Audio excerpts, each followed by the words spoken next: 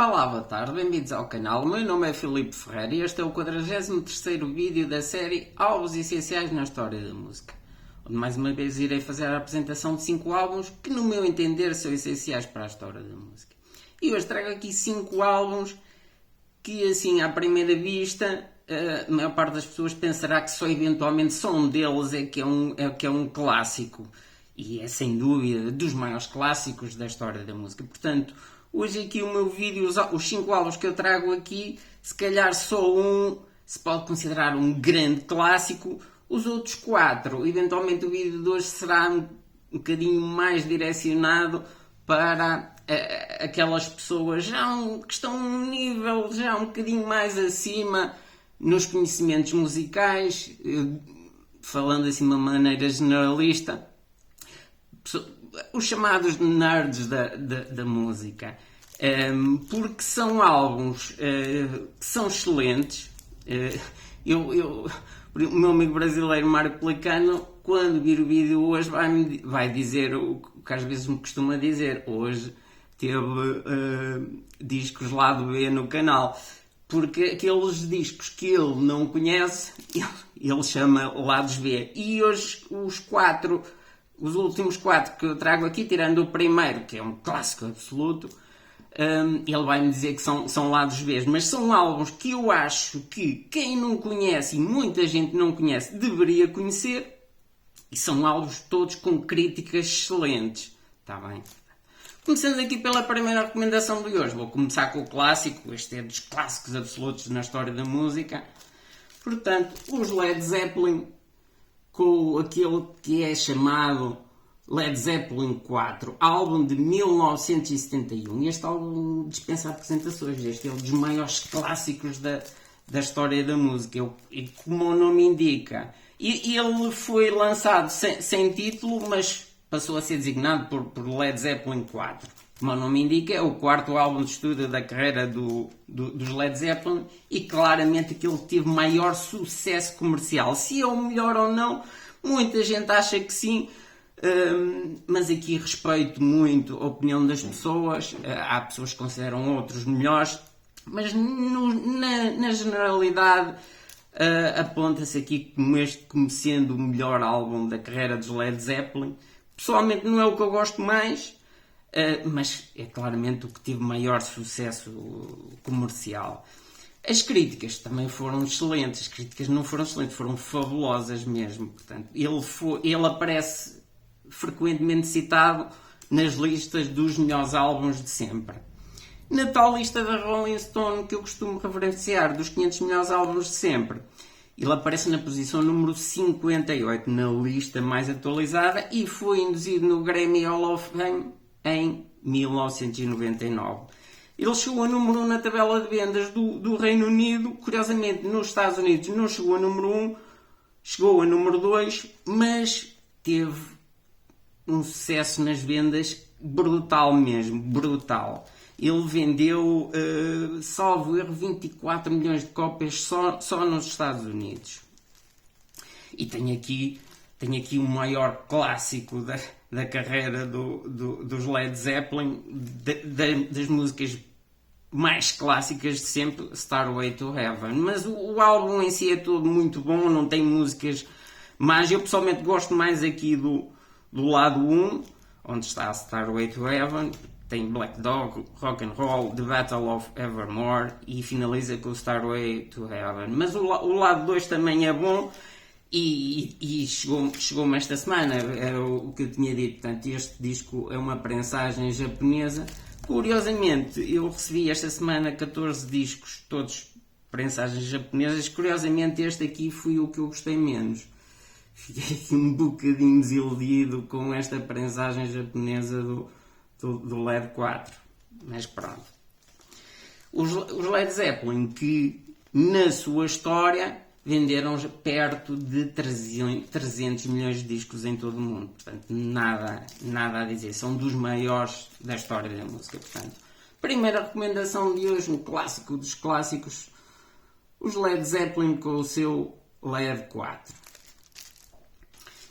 A segunda recomendação de hoje, vamos entrar aqui nos discos que eventualmente as pessoas menos conhecem, é de um artista que eu estou completamente apaixonado. O artista faleceu fez 3 anos já este ano, mas eu já disse aqui, já apresentei aqui álbuns da banda em que ele participava, em que era vocalista, e este aqui é o seu único álbum a solo. Ele faleceu há 3 anos, eu já disse aqui nos últimos meses a adoração que eu tenho agora pelo artista em si e pela banda que ele fazia parte. Portanto, segunda recomendação de hoje, o Mark Hollis, com o seu auto-intitulado também Mark Hollis, álbum de 1998. O Mark Hollis, quem já assistiu aos vídeos anteriores,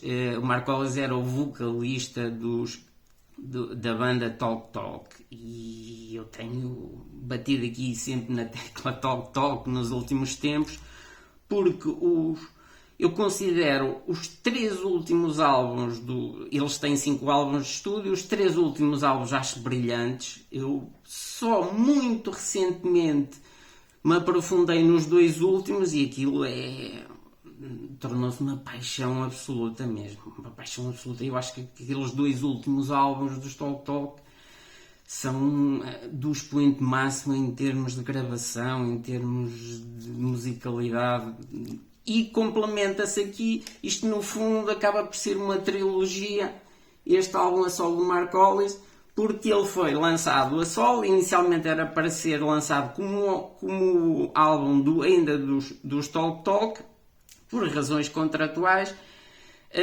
mas acabou por ser lançado a solo. Portanto, oficialmente os Talk Talk não lançaram, acabaram a sua discografia em 1991 com o quinto álbum de estúdio, o Laughing Stock, que já trouxe aqui.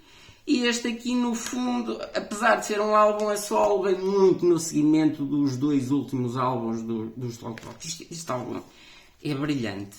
É brilhante. As críticas, no geral, foram muito boas, mas este álbum foi muito incompreendido. E eu acho que isto foi muito avançado para a época. Ele é considerado um álbum muito minimalista, e há um site que eu uso muito como referência para quando quero inspecionar, portanto, determinados discos de bandas. Um site que eu uso sempre como referência, o primeiro site onde eu vou é o site AllMusic. No geral, concordo com 90% do que eles dizem. Portanto, o site AllMusic diz que este é provavelmente o álbum mais calmo e intimista de sempre. Portanto, de sempre, da história da música. Este álbum é solo do Mark Hollis, e eu concordo. Este é dos tais álbuns que tem que ser ouvido. É assim, não dá para ser ouvido em streaming, claramente, não dá para ser ouvido em streaming. Eu comprei o primeiro em CD para ver, mas tinha quase a certeza que depois eu iria comprar em vinil, e assim foi. Comprei em CD e comprei depois em vinil. Eu acho que o vinil ganha relativamente ao CD na questão tridimensional. Ainda hoje, a preparar aqui o vídeo, ouvi-o primeiro em vinil e depois em CD, e de facto o vinil dá um panorama tridimensional aqui deste álbum, diferente. Eu não posso dizer que seja muito superior ao CD, mas é superior. Portanto, aqui este é um álbum que eu dou preferência a ouvir em vinil. E é considerado um álbum de pós-rock, art rock, folk e jazz. Isto tem aqui muitas influências do jazz, e marcou o fim da carreira musical do Mark Hollis. Portanto, a carreira musical do Mark Hollis acabou aqui em 1998 com o seu único álbum a solo, mas é brilhante. Este é daqueles álbuns que as pessoas têm que ouvir, mas têm que ouvir com muita atenção. Este álbum, não, tal como os 2 últimos álbuns dos Talk Talk, não podem ser ouvidos casualmente. Este também não. Portanto, isto tem que ser ouvido de preferência num bom sistema de som, mas essencialmente com muita atenção. Isto é uma experiência sonora e musical eu não consigo explicar mesmo, isto só ouvindo. Portanto, segunda recomendação de hoje, o Markolis, com um excelente álbum, auto-intitulado também Markolis. A terceira recomendação de hoje é de um artista, ainda trouxe aqui um álbum dele a semana passada e já tinha trazido há uns 3 vídeos atrás, e é o terceiro vinil que tenho do artista, e disse logo que este era um álbum que eu gostaria muito de ter, porque tinha-o em CD e queria o ter em vinil porque acharia que iria ganhar em vinil. Portanto, terceira recomendação de hoje, o Brian Eno com o David Byrne, My Life in the Bush of Ghosts, álbum de 1981. Portanto, o Brian Eno e o David Byrne. O David Byrne, eles já eram conhecidos, porque o David Byrne colaborava nos álbuns dos Talking Heads, onde o David Byrne era vocalista. Aliás, este álbum foi lançado em 81, mas ele começou a ser gravado em 79. Portanto, ele começou a ser gravado antes de um álbum dos Talking Heads lançado em 1980, mas por várias razões ele só foi lançado mesmo em 81. E as críticas foram excelentes. As críticas a este álbum foram excelentes. As vendas, nem por isso teve vendas medianas, mas mesmo assim teve vendas melhores que os álbuns a solo do Brian Eno, nomeadamente aqueles que eu já trouxe aqui no canal. Portanto, ele chegou a número 29 na tabela de vendas do Reino Unido e número 44 nos Estados Unidos. E é um álbum muito diversificado. Eu não consigo definir o estilo musical deste álbum, porque ele tem muitos samples de vários tipos de música. Aliás, ele é referenciado muitas vezes como um exemplo de como se deve samplar músicas. Portanto, ainda hoje este álbum aqui é referenciado como um exemplo de como se deve samplar músicas. E é um álbum que eu gosto muito. Curiosamente, se na maior parte das vezes eu digo que tive que comprar o vinil porque achava que o som iria ganhar muito com isso, não foi o caso aqui. Fiquei também muito desiludido. Este talvez já o tenha há 2 meses. Comparativamente ao CD, não posso dizer que o vinil ganhe. Até acho que pelo contrário. Talvez eventualmente isto é uma prensagem espanhola, talvez seja por causa disso, mas fiquei desiludido nesta prensagem em vinil. Mas não o álbum é excelente. Portanto, terceira recomendação de hoje, o Brian Eno com o David Byrne, My Life in the Bush of Ghosts, álbum de 1981. A quarta recomendação de hoje, portanto a primeira em CD, é um álbum clássico, para aqueles verdadeiros entendidos em música, é um álbum clássico obrigatório, uma obra-prima na história da música, mas que a maior parte das pessoas não vai conhecer aqui o que eu vou apresentar, mas é daqueles álbuns. Portanto, eu também não é meu interesse vir para aqui só apresentar clássicos que toda a gente conhece. A minha ideia também é dar a conhecer álbuns que eu acho que as pessoas devem conhecer, que são álbuns excelentes e que não são tão falados quanto isso, nomeadamente ali o do Markolis. Muita atenção, eu peço muita atenção. Eu claramente prefiro ouvir o do Markolis do que os dos Led Zeppelin, mas também é preciso ter um estado de espírito próprio para ouvir aquele álbum do Markolis. Portanto, mas voltando aqui à quarta recomendação de hoje, The Magnetic Fields, com o seu álbum triplo 69 Love Songs, álbum de 1999. Portanto, este álbum tem 3 CDs, são 3 CDs. É o 6º álbum de estúdio da carreira dos The Magnetic Fields e é considerado claramente a obra-prima da carreira dos Magnetic Fields. É um álbum de indie pop, indie rock, e é considerado um álbum conceitual com 69 love songs, portanto 69 músicas de amor.